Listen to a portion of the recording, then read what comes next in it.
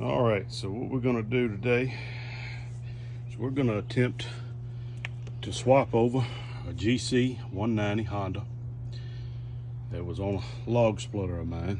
Had it for a few years and does not have a gas cutoff on it. And the reason why I say that is that whenever you're running ethanol gas in a small engine, as many people know, if you let it sit, it gels up and it will ruin what's left of my carburetor here that I made an attempt to try to change, but that is a pile of crap. When you try to sandwich 10 things together, I don't know how they do that with 6 hands or whatever, but by myself, it was just getting too aggravating for me, as it does for many people too. So I was told and did a little research that this Predator 212 is basically it's a horizontal shaft, side shaft for the hydraulic pump on this log splitter, that this was a kind of a good swap. It shouldn't be too much trouble to change it over.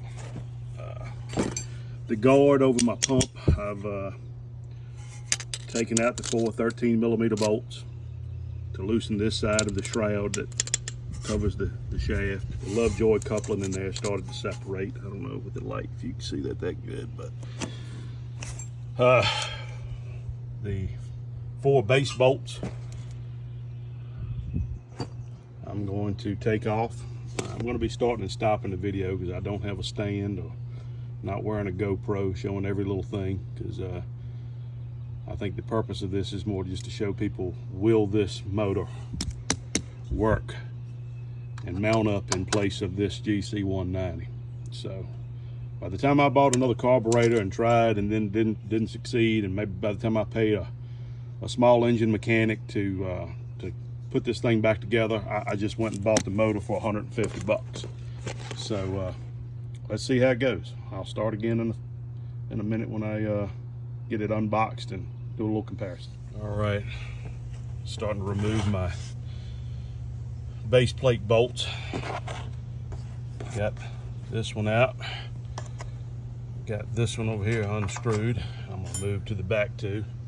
Unboxed the motor, and keyway is zip tied to the shaft. It's good, so it wouldn't fall off. Interested to see whether or not my shroud over my Lovejoy coupling will line up with these these 4 holes. But it's not an absolute necessary thing to have back on there if it doesn't line up, because it's kind of tucked down in there. You really have to get your hand way down in there or something stupid to be in danger of it getting caught up, but it is nice to have. So I'll remove these back bolts. We'll see where we are from there. All right, so I just removed the fourth of the last 4 bolts on the base plate. I might be able to lift this. Well, it's moving around, and looks like my pump is going to be ready to fall. So yep, that just slid right off because, again, I'd loosened the 4 bolts on this side of the shaft protector shroud there, and this should just lift right on off. Yep, there we go. And there's your replacement. I'll be dog, I believe those bolts are going to line right back up to that coupling. There's my rubber spline for my Lovejoy coupling. I need to keep up with that. But I also need to spray some Aerochrol or some WD-40 on the half of this coupling, that Allen set screw, to be able to pull that off and remount it back on the Predator. So again, that's a good stopping point. Let me do that. We'll see how it goes. All right, so the only thing, this was super fast. The only thing right now that's even slowed me down is this half of the coupling on the shaft of the old Honda. Got a gear puller here. I've lubed it up, let it sit and soak for a second, as a matter of fact. But let's see, I'm gonna trying to get my ratchet on this and pull this off and clean and sandpaper that shaft, and I think this is going to go right back together.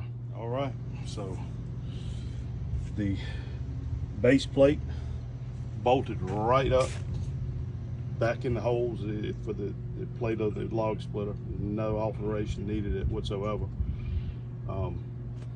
Even the shroud bolted right back up to the motor as well, over top of the Lovejoy style coupling. And we're gonna, well, I already did. I put some gas in this thing. We're gonna see if it fires right up. So,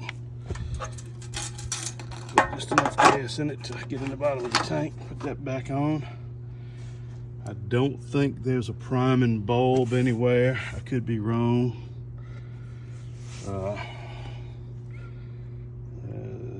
This is what I do like about this motor, and if it starts, and runs it, I'll show you that the best thing you can do for a small engine, and which I've learned the hard way, is with this ethanol and this gas, is when you're done with the machine and you've still got gas in your tank, and instead of just hitting the kill switch on it and stopping it, turn the gas off and let it pull the gas from the carburetor through the machine and burn it off, so your carburetor's sitting there dry with no ethanol gas in it, ready to gel up for the next time you use it.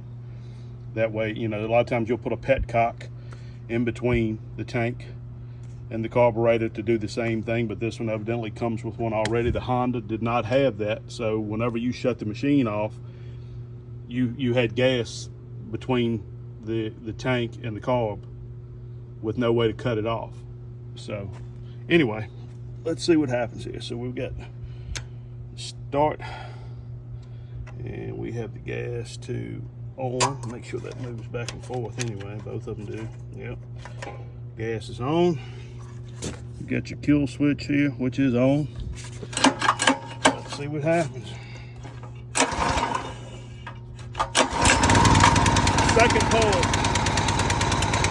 Second pull. Started right up.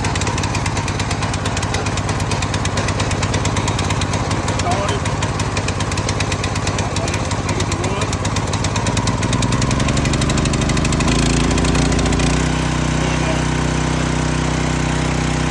I have nothing bad to say about a Predator. I've got a generator that is a Predator. I've had no problem with it. As long as I always cut the gas off to it when I stop it.